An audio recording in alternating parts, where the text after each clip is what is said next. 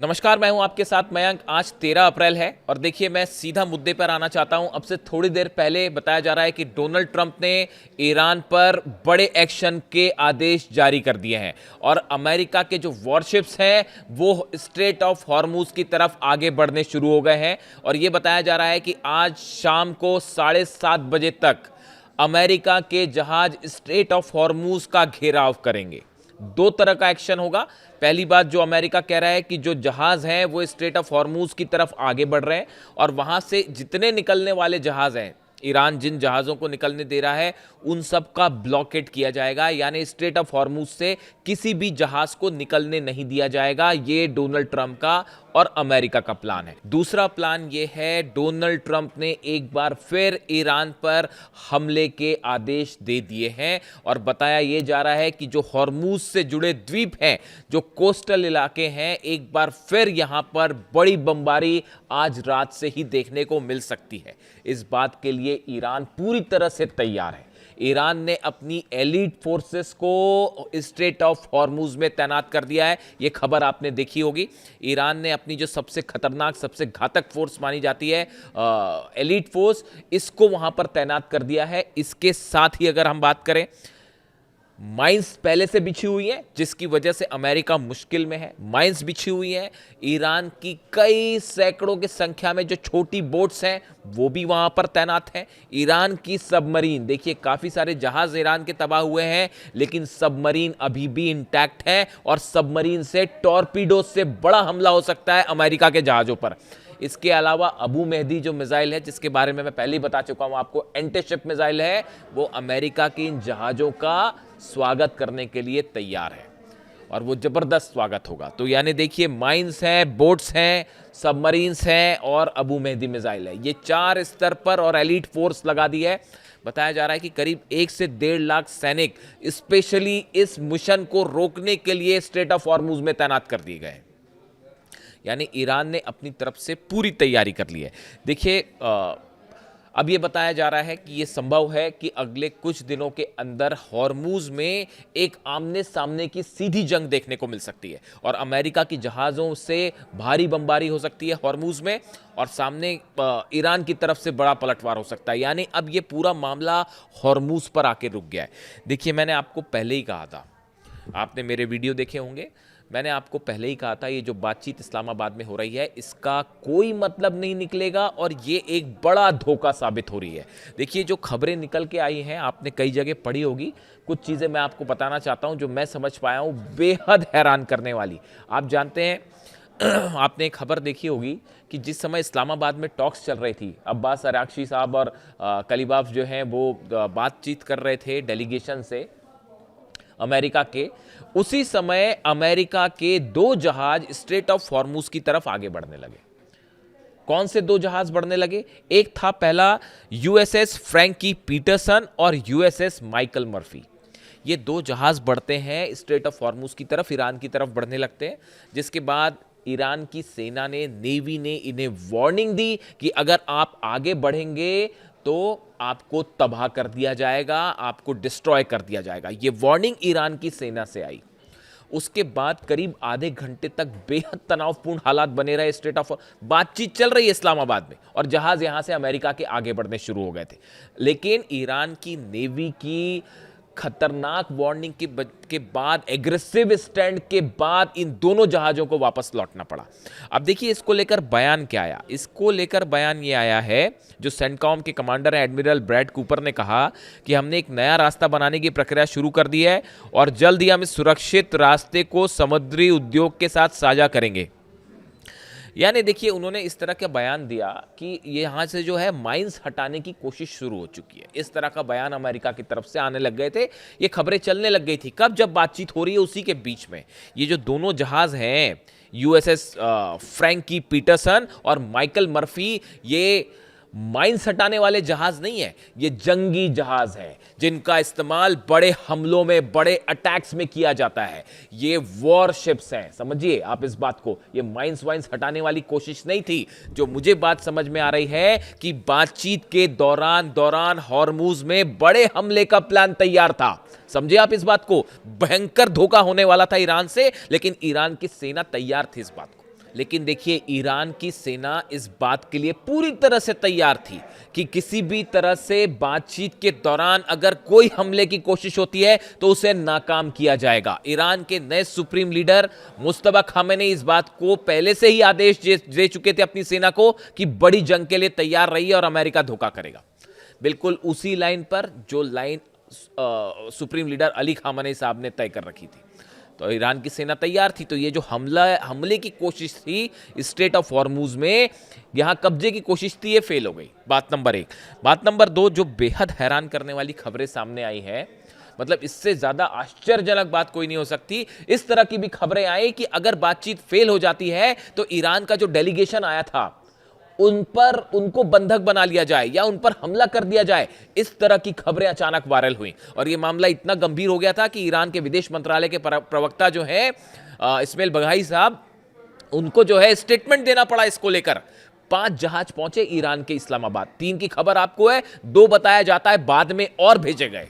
Iran इस बात के लिए तैयार था कि हो सकता है हमारे डेलीगेशन पर हमला हो सकता है, अब्बास अराक्ची साहब को खतरा हो सकता है। ईरान ने फटाफट अपने प्लेन भेजे। यानी आप देखिए कितने बड़े इस पूरे बातचीत के पीछे ऐसी ऐसी चीजें हो रही थी जो कोई सोच नहीं सकता। इन हालात में कैसे बातचीत हो सकती है और कैसे समझौता हो सकता है, आप खुद सोचिए। इसीलिए मैं पहले दिन से कह रहा था, मेरे बड़े सारे मित्र जो हैं उन्होंने इस तरह की बात कही कि हो सकता है कि समझौता हो जाए या कोई बड़ा अचीवमेंट हो जाए। कुछ नहीं होने वाला, ये पहले से तय था। देखिए खबरें इस तरह की भी आई कि अमेरिका संपत्ति जो है वो रिलीज कर देगा। अंततः क्या हुआ, वो बात गलत साबित हो गई। तो जब भी ईरान की बात होए अमेरिका से या इजराइल से किसी तरह की कोई खबर आए तो आपको इंतजार करना पड़ेगा, क्योंकि जो सच्चाई है वो कुछ समय बाद निकल के आती है। ये दोनों घटनाएं बता रही हैं, ये दोनों वॉरशिप्स का आगे बढ़ना, पीटरसन का और माइकल मर्फी का, ये हमले के लिए आगे बढ़े थे। ये माइंस माइंस निकालने वाले शिप्स नहीं थे। और माइंस निकालने का जहां तक सवाल है, जो समुद्र में बारूदी सुरंगें बिछी हुई हैं हॉर्मुज में, अगर उनको निकालने की कोशिश आज शुरू की जाएगी उसमें महीनों लग जाएंगे, और किसी तरह का ग्राउंड ऑपरेशन अमेरिका करता है तो बताया जा रहा है कि हॉर्मुज में अगर आपको कब्जा करना है उसके लिए अमेरिका को 2 लाख सैनिकों की जरूरत पड़ेगी और 1.5-2 साल तक ये ऑपरेशन जंग चल सकती है और उसमें पता नहीं कितने हजारों सैनिक अमेरिका के मारे जाएंगे। उसके बाद भी कहीं ऐसा ना हो कि ईरान भारी पड़ जाए और हरा दे। यानी जो एक्सपर्ट्स बता रहे हैं ये हॉर्मुज को कैप्चर करने वाला प्लान है, ये बहुत ही मुश्किल है। अब जो डोनाल्ड ट्रंप चाह रहे हैं कि अपने वॉरशिप्स भेज दें, वहां पर ब्लॉकेड कर दें, ये बड़ी हैरान करने वाली बात है। ईरान ने भी उसको ब्लॉक कर रखा है, अब ये भी उसको ब्लॉक करेंगे। यानी पूरी दुनिया में जो ऑयल क्राइसिस है वो और बढ़ने जा रहा है अमेरिका के राष्ट्रपति के इस फैसले के बाद कि वहां पे ब्लॉकेड किया जाए। बेहद ही इस स्थिति ऐसी बन जाएगी कि अब क्या ही बताया जाए। अब देखिए इसके अलावा जो है 2 खबरें और हैं। एक अहम खबर यह है कि ईरान के जो प्रेसिडेंट हैं पेजेश्कियान साहब, उन्होंने व्लादिमीर पुतिन से बात की है फ़ोन पर, और उसके बाद पुतिन ने इस तरह के इंडिकेशन दिए हैं कि हम मध्यस्थता भी कर सकते हैं इस मामले को सुलझाने में। यानी अब रूस की एक नई एंट्री दिखाई दे रही है, जो कि अमेरिका के मुकाबले साधारण तौर पे अगर दोनों पक्ष इस बात को स्वीकार करते हैं तो अब देखिए वर्ल्ड ऑर्डर शायद चेंज होना इसी को कहते हैं कि अब जो है रूस की अहमियत, कि अमेरिका तो वॉर नहीं रोक पा रहा, अब रूस कोशिश करके देख सकता है। चीन के हथियारों वाली खबर आपको पता ही है, जिसमें डोनाल्ड ट्रंप तिलमिलाए हुए हैं कि कहीं चीन के हथियार आ जाए, मिसाइल्स आ जाए और एंटी डिफेंस सिस्टम आ जाए, मिसाइल डिफेंस सिस्टम आ जाए, एयरक्राफ्ट डिफेंस सिस्टम आ जाए तो फिर क्या होगा। यानी चीन और रूस दोनों की भूमिका मिडिल ईस्ट में पहले के मुकाबले कहीं ज़्यादा अहम होने जा रही है।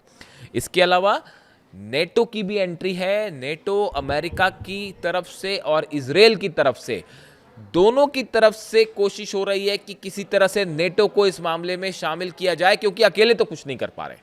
अमेरिका और इजराइल मिलकर तो कुछ नहीं कर पा रहे, और अरब देश जो है वो, हालांकि यूएई की तरफ से इस तरह की खबरें हैं कि जो खार्ग आइलैंड पर आखिरी चंद दिनों में जो हमले हुए उसमें जो फाइटर जेट्स देखे गए उसमें कुछ फाइटर जेट वो हो सकते हैं जो यूएई के पास हैं। इस तरह की भी खबरें हैं। कंफर्मेशन होगा तो मैं बताऊंगा आपको इस बात को लेके, अगर ईरान कुछ कहता है तो देखिए खबरें बड़ी सारी हैं। अब इसमें हालात ये हैं कि आज रात 7:30 बजे के बाद से आज की रात एक बार फिर बड़ा हमला हो सकता है, हॉर्मूज पर नज़रें बनाए रखने की ज़रूरत है, इस तरह की खबरें सामने हैं। देखिए, इसके अलावा मैं एक मुद्दे पर और आपसे बात करना चाहता हूँ। देखिए, कल ईरान हाउस में, जो नई दिल्ली में है ईरान हाउस, वहाँ पर अली खामेनी साहब को श्रद्धांजलि देने के लिए एक सभा का आयोजन हुआ था और उस सभा में मुझे भी इनवाइट किया गया था। मैं गया उस सभा में। देखिए, वहाँ पे मैंने कई चीज़ें नोटिस की, मैं चाहता हूँ कि आपके साथ शेयर करूँ उसको। देखिए, वहाँ पे बड़े सारे बच्चे मौजूद थे। वहाँ पे अपने कार्यक्रम हो रहा था सभा में और तमाम लोग अपनी स्पीचेस दे रहे थे, लेकिन मेरी नज़रें वहाँ पे जो है बच्चों पे थी। वहाँ पे हर उम्र के बच्चे थे। तो मैंने वहाँ पर कुछ बच्चों से बातचीत की और मैंने उन्हें ये कहा भी था कि मैं कोशिश करूँगा बेटा कि वीडियो में आपका जिक्र भी करूँ। देखिए, वहाँ पर मैंने एक बच्चे से मेरी मुलाकात हुई जो अली खामेनी साहब की फ़ोटो लेकर पूरे 3 घंटे तक जो प्रोग्राम चला, वो बच्चा छोटा सा बच्चा था, मेरे ख्याल से 8 साल का होगा।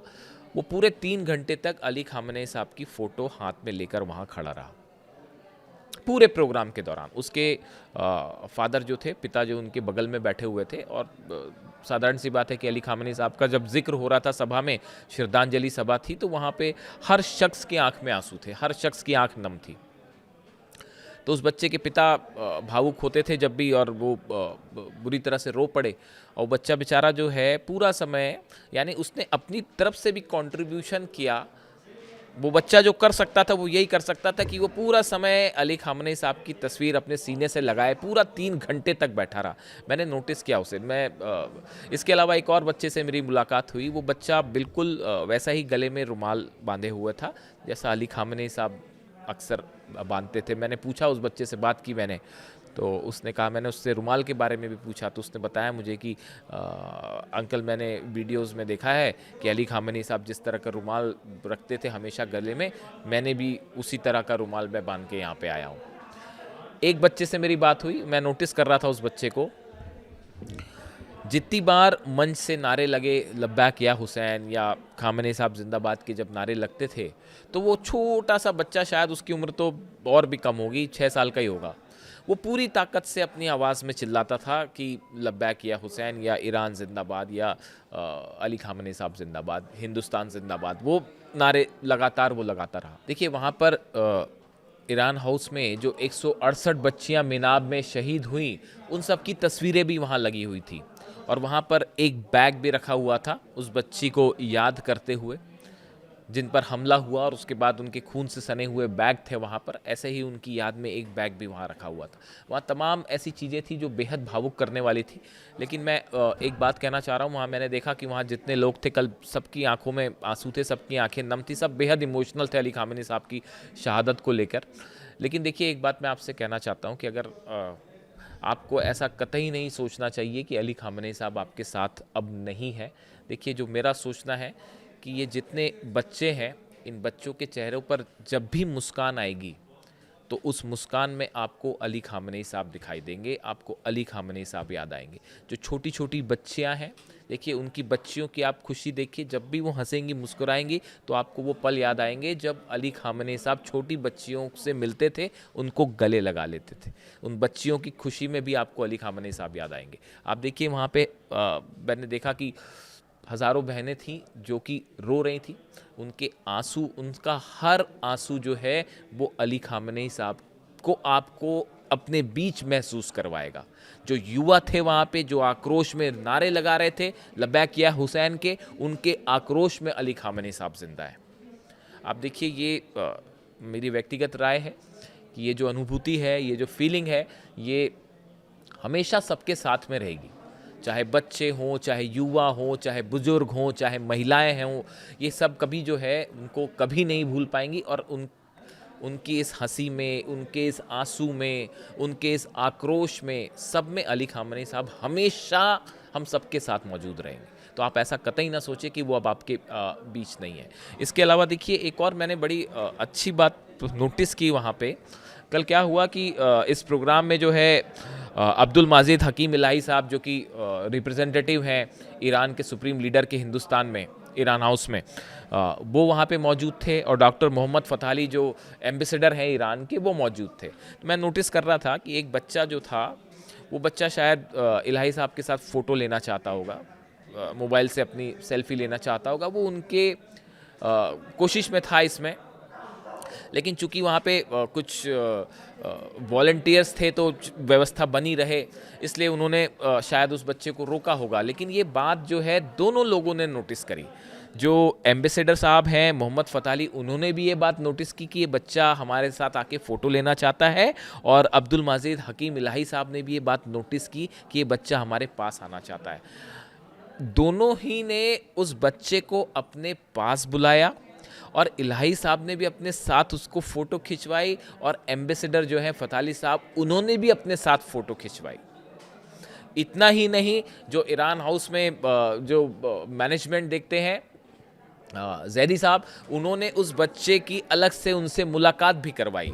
यानी आप देखिए, ये जो पल था, मैं देख रहा था, मैं नोटिस कर रहा था इस बात को, ये बिल्कुल वैसा ही था जैसे खामनेई साहब जब ईरान में कोई बच्चा उनके करीब आना चाहता, आप देखा होगा आपने, तो वो किसी भी बच्चे को कभी बुला के अपना रुमाल दे देते, किसी को अंगूठी दे देते। वही कल्चर, वही संस्कृति, वही वैल्यूज़ का आज पालन हिंदुस्तान में भी हो रहा है। और ये जो एम्बेसडर हैं, आप उनकी बात करें या इलाही साहब हैं उनकी बात करें, या उस सभा में मौजूद हर शख्स जो है, वो किसी ना किसी रूप में अली खामनेई साहब की विरासत को आगे बढ़ा रहा था, अपने अपने रूप में, और आगे बढ़ा रहा है। ये बेहद ही खूबसूरत बात है। देखिए, ये ईरान की कल्चर है, ये ईरान की संस्कृति है, ये हिंदुस्तान की संस्कृति है। और ऐसे कल्चर को, ऐसी सिविलाइजेशन को अगर अमेरिका के राष्ट्रपति ये कहते हैं कि हम इसे ख़त्म कर देंगे, जो उनका बयान आया था कि एक सिविलाइजेशन को हम एंड कर देंगे, तो मैं ये कहना चाहता हूँ कि ये सभ्यता, ये विरासत, ये संस्कृति हज़ारों सालों से है, हज़ारों सालों तक आगे भी रहेगी, और इसे कोई ख़त्म नहीं कर सकता। ईरान हाउस में कल जो प्रोग्राम हुआ, उसमें जो है पूरे देश भर से लोग आए हुए थे। श्रीनगर से एक भाई साहब आए थे, उन्होंने मुझसे मुलाकात की, वो पहचान गए मुझे, और उन्होंने कहा मुझसे कि जब भी आप श्रीनगर आएँ तो हमारे घर ज़रूर आइएगा। देखिए, ये मोहब्बत है, ये प्यार है जो आप लोगों से मुझे मिलता है, बहुत बहुत शुक्रिया इसका। देखिए, वहाँ पे मेरी 2 और बच्चियों से मुलाकात हुई, छोटी बच्चियाँ थी, वो दोनों शायद श्रीनगर से ही आई थी। उनके पिता उनको अपने साथ लेके आए थे। एक का नाम था फ़ातिमा, दूसरे का नाम था ज़ैनब। ये दोनों बच्चियाँ, इनको देख के मुझे मिनाब की उन बच्चियों की याद आ गई जो शहीद हुई हैं। देखिए, ये बड़ा ही इमोशनल मोमेंट था वहाँ पे, जब मैंने 165 बच्चियों की तस्वीरें देखी। मिनाब की जो बच्चियाँ शहीद हुई, उनको देखने के बाद मेरे मन में जो पहला विचार आया, वही मैं आपके सामने रखना चाहता हूँ। उनको देखने के बाद, वो तस्वीरें देखने के बाद, वो बैग देखने के बाद, जो पहली बात दिमाग में आई वो ये थी कि शायद मन से ये बात निकली कि मैं जब तक पत्रकारिता करूँगा, मानो ऐसा लगा कि मैंने उन बच्चियों से ये वादा किया कि मैं जब तक पत्रकारिता करूँगा, जब तक जर्नलिज्म करूँगा, पूरी ईमानदारी के साथ करूँगा, पूरी सच्चाई के साथ करूँगा, और हमेशा जो चीज़ सही होगी, सच होगी, उसी को आपके सामने रखूँ। वॉर से जुड़ा जो भी अपडेट होगा आप तक पहुँचाऊँगा। वीडियो कैसा लगा कमेंट करके ज़रूर बताइए। Thank you so much.